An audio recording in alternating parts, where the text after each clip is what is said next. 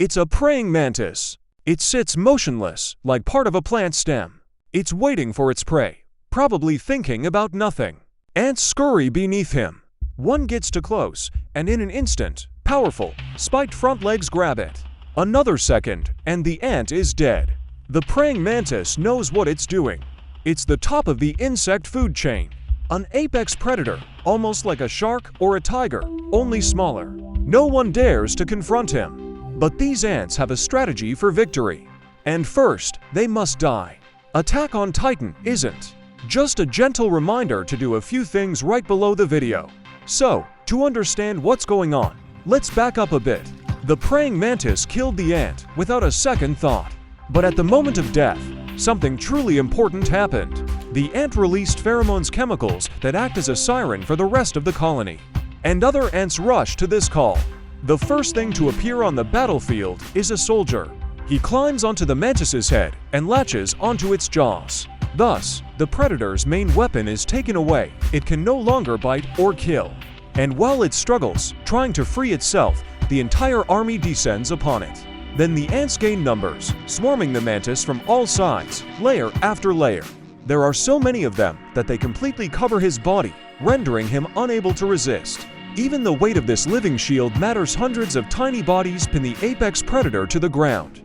Breaking free is nearly impossible, and that's just the beginning. Because then the ants, like a horde of surgeons, begin to dismantle the enemy. Some hold, some pull, some gnaw at the joints. And finally, the finishing touch, severing the head from the body. After this, the apex predator transforms into a food basket, which can be carefully carried to the communal pantry. Fighters capable of defeating a praying mantis are called African army ants, sometimes called safari ants. Colonies lead a nomadic lifestyle, alternating forced marches with periods of rest and egg-laying. During their nomadic phase, they move every day, sweeping away everything in their path. Their powerful, cutting jaws show no mercy. Snakes, birds, mammals, and even humans are all susceptible to attack. But that's not all army ants can do. During the rainy season, they create hunting trails. This isn't just a long trail of insects running in one direction. No, anything could move like that, but not army ants. They're simply too smart. Worker ants do move in a straight line from the food source to the nest, but soldier ants line the edges of this path. Large, with massive mandibles, blind, and yet incredibly sensitive. Their bodies form a wall, and sometimes a vault, turning the passage into a tunnel. Workers run inside, under cover.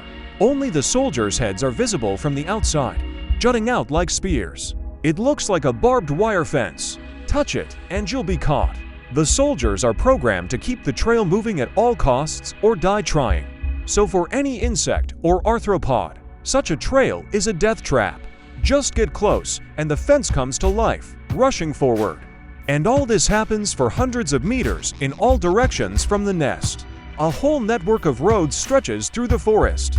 The flow of ants never dries up. If a scorpion accidentally stumbles upon such a path, it's the end of it. Even mortal pity is useless here, because they can't attack all the ants at once. There are too many of them. All the workers and soldiers join the fight. Each one is busy with its own task. Some seek out vulnerable spots in the joints of the limbs, where the chitinous armor is weak. Others bite right into the protective plates on the body. The soldier's huge jaws click like a can opener. Scorpio might try to resist, of course, but the crowd will still fall on top, pinning him to the ground. The venomous tail will stop rising. The scorpion will eventually be trapped, immobilized, and killed instantly. It takes the ants 20 minutes to dismantle the victim and carry it back to the nest, leaving only a wet spot in place of the scorpion.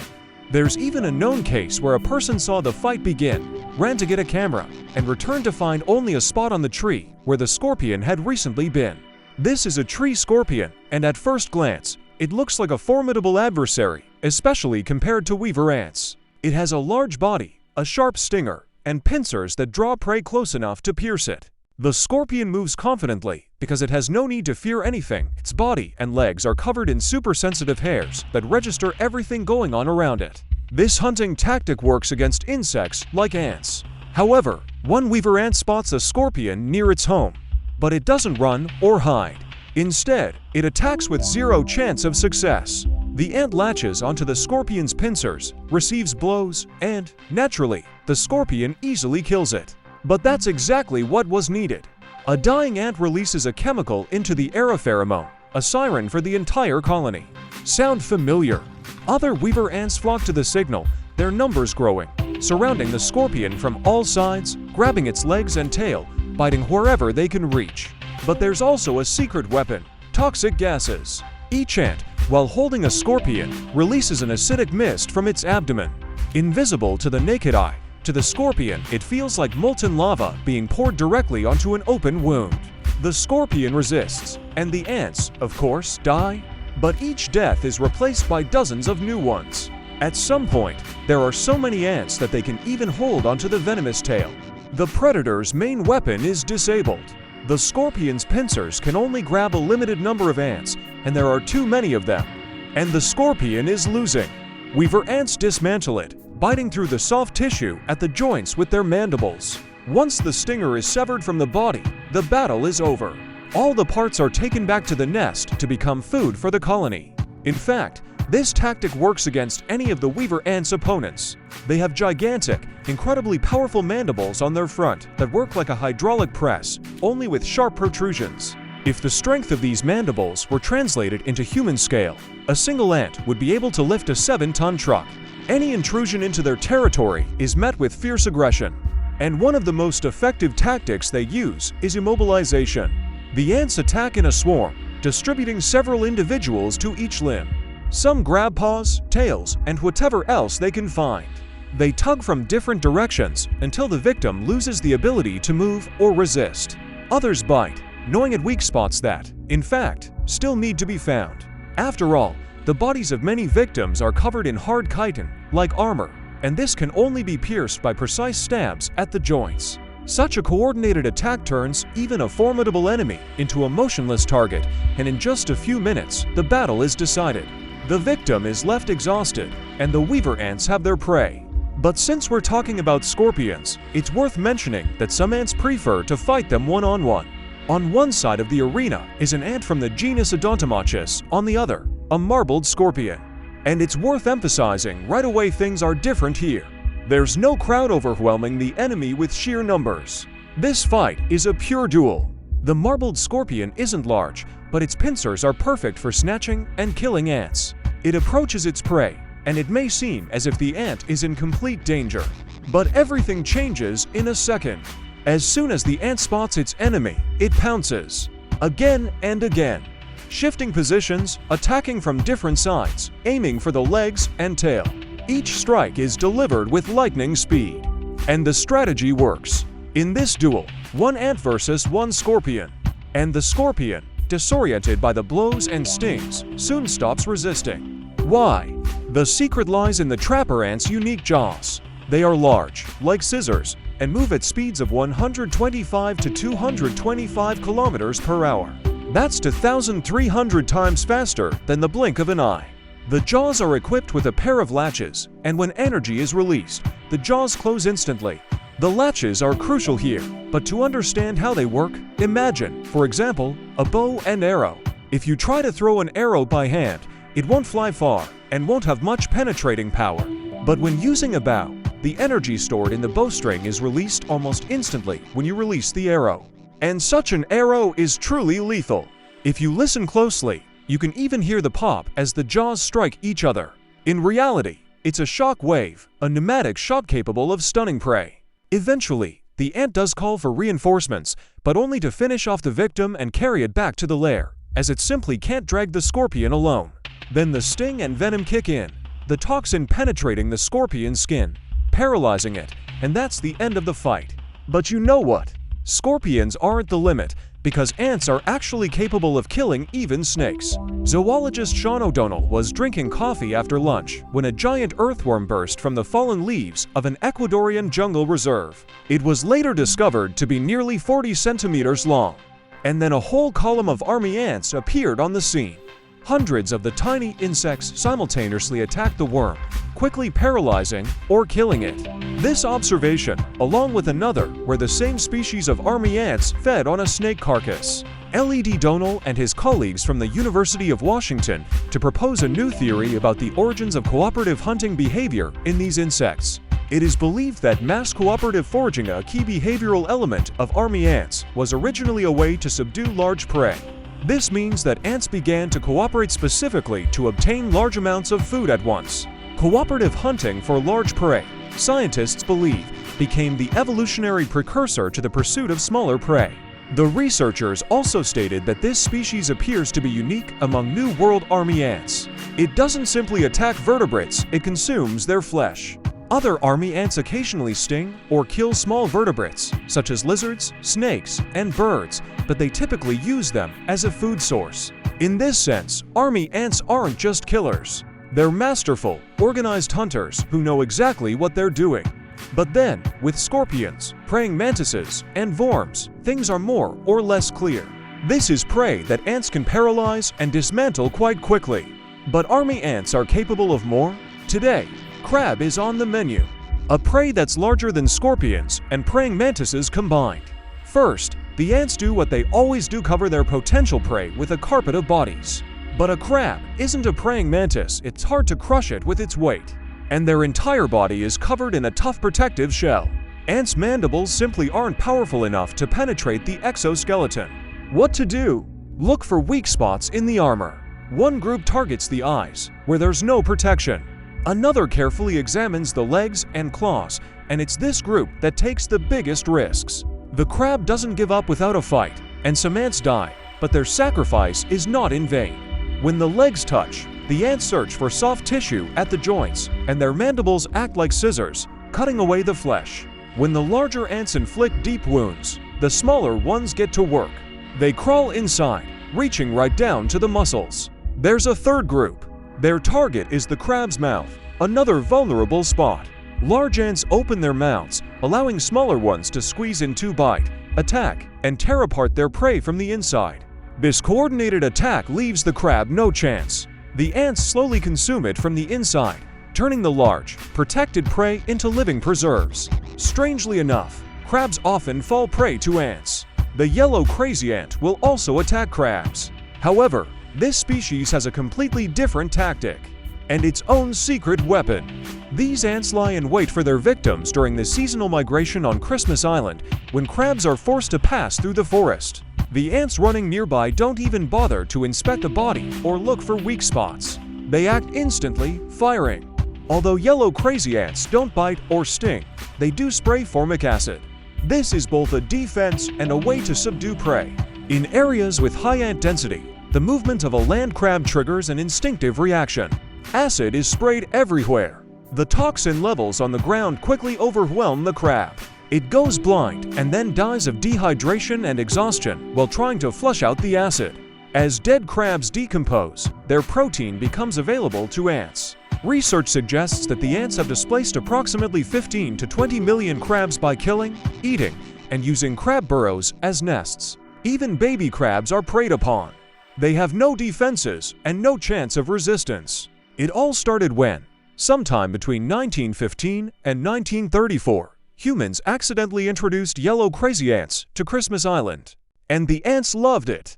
By the 1990s, they began to form massive supercolonies with millions of workers and thousands of queens. To put this into perspective, one supercolony, discovered in 2002, covered nearly 770 hectares. Scientists call these ants unicolonial, meaning their colonies do not attack each other. That is, they live in peace, reproduce, and conquer new territories without competing with each other. However, anything else that moves is legal prey. This includes crabs, which are actually endemic to Christmas Island. But let's return to the ant colony and look at this teardrop.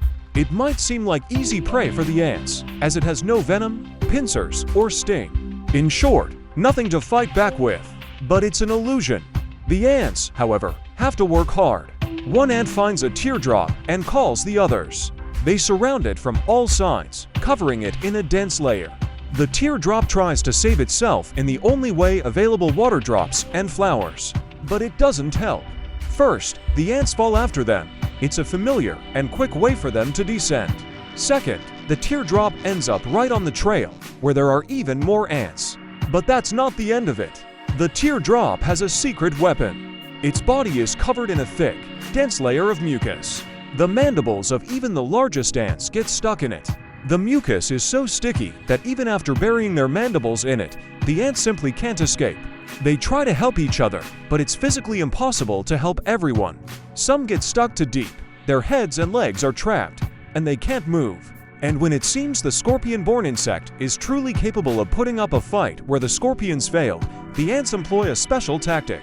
Some of the workers leave and return with clods of earth clutched in their mandibles. They begin to surround the scorpion-borne insect from all sides, and the earth is so thick that at some point the victim is no longer visible beneath a layer of earth and swarming ants. The soil absorbs the mucus, depriving the larva of its protection. When the mucus is completely removed, the larva is doomed and the ants eat it. The hunt was successful. What's next? The huntsman spider. This is another fearsome predator on our list. Instead of spinning a web like most spiders, huntsman spiders actively stalk their prey. This prey includes insects and small invertebrates, depending on the spider's size. Huntsman spiders can move very quickly, up to 90 centimeters per second, and some species can perform cartwheels and backflips while running.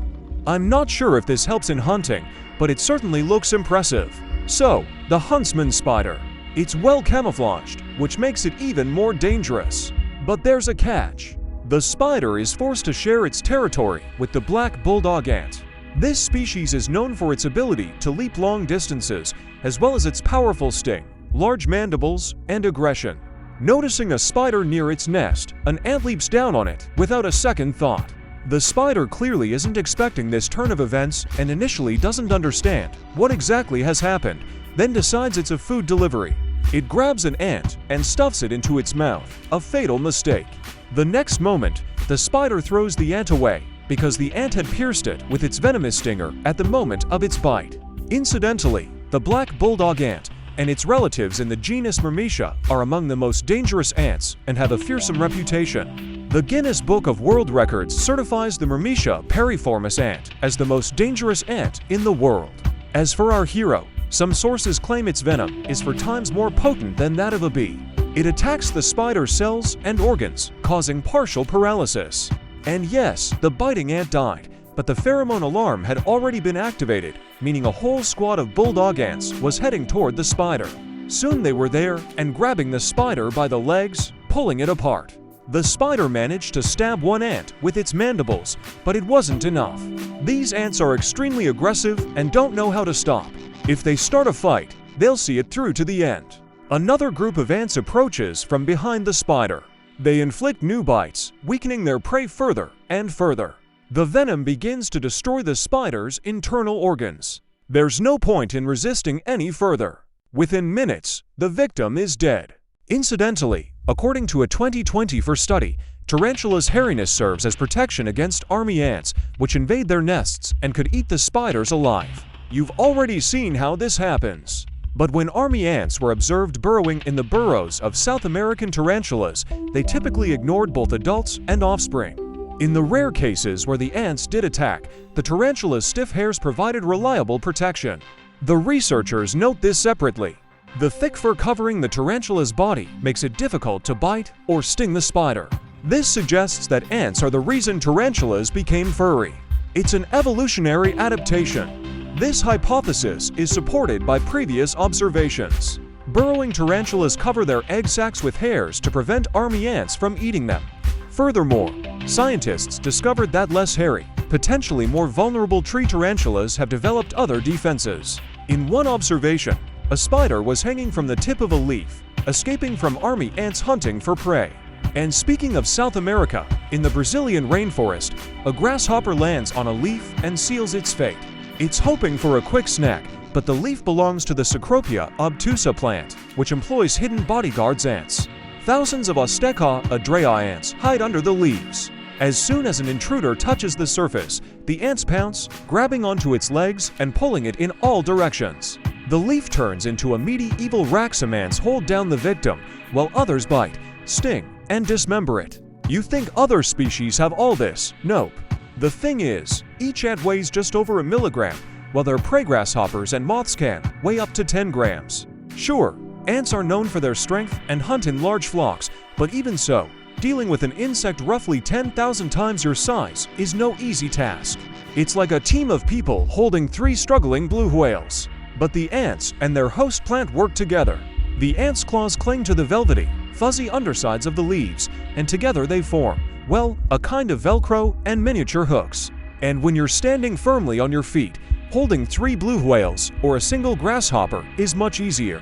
Incidentally, the secret of these ants' incredible grip was only recently uncovered by a group of French and Spanish scientists. To test the workers' strength, strings with tiny weights were suspended in front of the ants. It turns out that a single worker can hold up to 8 grams 5,700 times its own weight. Just imagine what they're capable of together. Their relatives, the Azteca brevis, which live in Costa Rica, aren't far behind. They have developed a unique method for catching prey significantly larger than themselves. An unusual fungus grows on the branches of trees in Pedros Blancos National Park. It leaves a dark coating and softens the bark, allowing the ants to chew tiny holes in it. For them, it's more than just a depression, it's both a hiding place and a trap. The ant sits quietly inside until a stray insect passes by.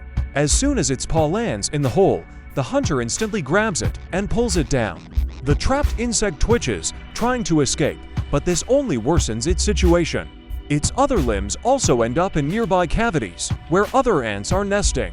They, too, grab and begin to pull, turning the victim's movement to their advantage. As a result, the insect ends up flattened and effectively chained to the branch. It can no longer free itself. What happens next depends on the size of the prey. If the enemy is a strong one, the ants simply hold it until it weakens and dies, sometimes for hours. If the victim is smaller or weaker, new ants climb onto the branch and the entire swarm pounces on its prey. The end result is always the same. The insect is eaten right where it falls into the trap. And yes, this strategy seems almost impossible, but that's how it works. These tiny hunters can defeat enemies 50 times heavier than themselves. And there's another ant that doesn't quite fit the video's theme, but I simply must tell you about it. This small, brownish-red insect lives in the treetops of Borneo, and at first glance, there's nothing remarkable about it. No large jaws, no venom. Easy prey for any predator. But this ant has a secret. It can explode. When the ant senses a threat, it raises its hind legs, issuing a warning. If the enemy doesn't retreat, it ends up detonating itself. The ant bites its enemy, sharply contracts its abdomen, and tears itself apart. At this moment, a sticky, poisonous, bright yellow mass bursts forth. It smells surprisingly pleasant, like curry, but for the enemy, this smell spells doom. The sticky secretion glues the enemy to the branch, thus saving the colony. Scientists group these exploding ants into the Colobopsis cylindrica group. For a long time, they were thought to be very rare, and almost nothing was known about them. Only recently was it discovered that there are not just 1 or 2 such species, but at least 15. Even today, scientists know very little about them. One thing is certain, explosions are their method of defense. But who knows, maybe ants use this tactic for hunting, too. Explode near potential prey, die, but provide the colony with a meal. Sounds pretty ant-like. However, scientists have yet to verify this. Thanks for the like. See you soon.